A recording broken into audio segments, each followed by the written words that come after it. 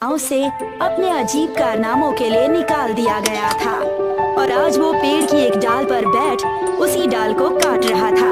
एक दूसरा व्यक्ति जो श्रीमंत दिख रहा था वो इस घटना को देख रहा था। उसने जाकर विक्रम से पूछा, अरे भाई, ये क्या कर रहे हो? देख नहीं रहा कि डाल काट रहा हूँ? अरे भाई, अगर तुम इस तरह से डाल को काटोगे तो खुद भी गिर जाओगे। कुछ भी कहते हो, तुम बस देखते जाओ। जयचंद ने सोचा कि शायद विक्रम कोई तरकीब लगा रहा है, पर देखते ही देखते डाल कट गई और विक्रम नीचे गिर पड़ा। मैं भी कहाँ इस मूर्ख की बातों में आकर इसे देखने लगा। हाय, बहुत दर्द हो रहा है, लेकिन देखा, डाल तो कट गई ना। अब इस डाल का क्या करोगे?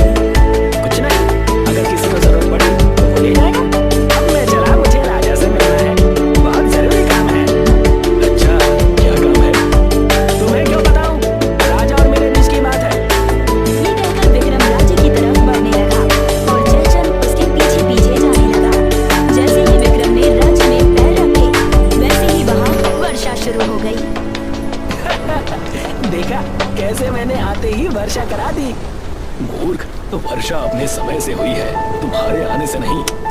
पास ही के खेत में कुछ लोग थे।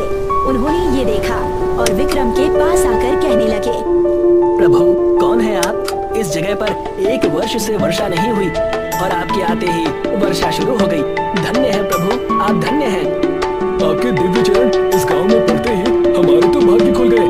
आप इसी गांव में रहिए और कहीं जाइएगा नहीं। गाओ, मेरे गुणगान गाओ और सबको बताओ, विक्रम आ गया है और राज्य के दुख काट गया है। जयचंद इस घटना को देख अपने माथे पर हाथ रख देता है और सोचता है, ये लोग भी मूर्ख हैं और ये तो मीरा मूर्ख है ही, लेकिन मैं इसका इस्तेमाल कर सकता हूँ। असल में जयचंद को भ्रष्ट होने के नाते राज्य से निकाल दिया गया था। इसी कारण वो राज्य के बाहर जंगल में था। जयचंद मौके का फायदा उठाकर लोगों से कहता है, ये है बाबा विक्रम, मुझे राज्य से बाहर निकाला गया और मैंने इनसे मदद मांगी, तो आज इन्होंने मेरी मदद कर दी है। जाओ और ये बात पूरे राज्य में बता दो। अरे पर बारिश तो मैंने कराई, तुमने मदद कब मांगी मुझसे? बाबा विक्रम कहना चाह रहे हैं कि यदि कोई मदद ना मांगता तब भी वो तुम सबकी मदद जरूर करते। बहुत उदार है बाबा। बाबा विक्रम की सदा आ जाए हो। चलो महाराज को ये खबर सुनाई जाए। अब वहाँ सिर्फ विक्रम और जयचंद बचे। अन्य व्यक्ति इस खबर को पहुँचाने राज्य में चले गए। बाबा विक्रम, कहो मेरे भक्त जी, आप अपने इस अनन्य भक्त को बताएं कि आप महाराज को किस कारण मिलने आए थे। अब जब मेरे परम भक्त ने पूछा है तो बताता हूँ। उनकी पुत्री का विवाह होने वाला है और मैंने सुना है कि जो उनकी कन्या को शास्त्रार्थ में हरा देगा वो उसी से विवाह करेंगी। अच्छा, तो आप उनसे शास्त्रार्थ में जीतकर उनसे विवाह करने आए हैं? बहुत ज्ञानी हो, मेरे बिना बताए ही समझ गए। एकदम मूर्ख है, अभी खुद ही बताया और अब कहता है कि बिना बताए ही समझ गया। छोड़ो, वैसे भी मुझे तो बस अपना काम निकालना है। चलो अब राजा के पास चलते हैं। आप क्यों जाते हैं? आप तो बड़े ही बुद्धिमान और दिव्य व्यक्ति हैं। आपका संदेश लेकर आपके इस भक्त को जाना चाहिए। सही कहते हो। जाओ भक्त और राजा से कह दो कि मैं शास्त्रार्थ करने आ रहा हूँ। जो आ गया बाबा विक्रम। ये कहकर जयचंद वहाँ से सीधे राजमहल पहुँच गया। राजा की दरबार लगी थी और राजा के कानों तक विक्रम और जयचंद की खबर पहुँच गई थी।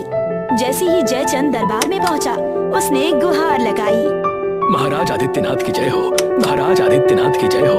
महाराज, मैं तो वन में बिना किसी आशा के घूम रहा था कि तभी बाबा विक्रम ने मुझे एक नई आशा, एक नई उमंग दे दी। मैंने भी सुना है कि उनके दिव्य चरण पड़ते ही गांव के भाग्य खुल गए। इस बार मैं तुम्हें क्षमा करता हूँ क्योंकि गांव की विपत्ति दूर हुई है और हर्ष का माहौल है।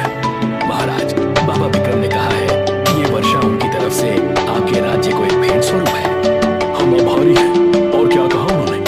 उन्होंने कहा कि राजकुमारी जी को वो शास्त्रार्थ में हराकर उनसे विवाह करेंगे। वो बहुत ज्ञानी होंगे पर बड़े बड़े विद्वान मेरी बेटी से नहीं जीत पाए हैं। ठीक है, तुम उन्हें आज ही ले आओ।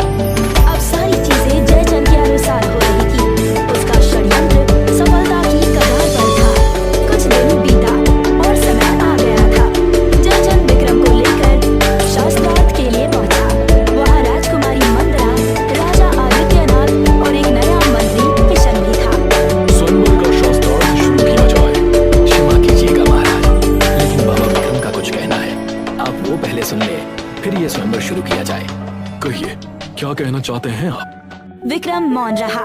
ये देख मंत्री ने किशन से पूछा। कहीं मौन व्रत तो धारण नहीं कर लिया है आपके बाबा ने? बिल्कुल सही समझे आप मंत्री जी। आज बाबा का मौन व्रत है, इसीलिए वो बिना बोले यानी मौन होकर सिर्फ इशारों में शास्त्रार्थ करेंगे। बाकी अगर राजकुमारी चाहे तो वो आम तरीके से कर ले।